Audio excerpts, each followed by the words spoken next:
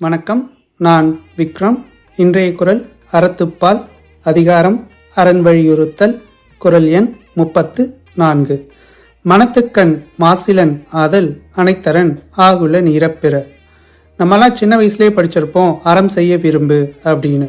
சரி, இந்த அறம் அப்படின்னா என்ன? மனிதன் தனக்கென வரையறுத்து கொண்ட ஒழுக்க முறைகளின் தொகுப்பு அறம் அப்படின்னு சொல்லலாமா? ஆனால் அதில் ஒரு சின்ன சிக்கல் இருக்கு. இந்த ஒழுக்க முறை அப்படின்றது எல்லா காலத்துக்கும், எல்லா நாட்டுக்கும், ஏன் எல்லா நேரத்துக்கும் பொருத்தமானதா இருக்கிறது இல்லை. சரி, அப்ப அறம் அப்படின்னா என்ன?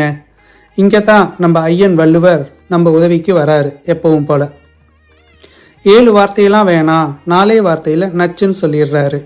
மனத்துக்கண் மாசிலன் ஆதல் அறம். அவ்வளவுதான்.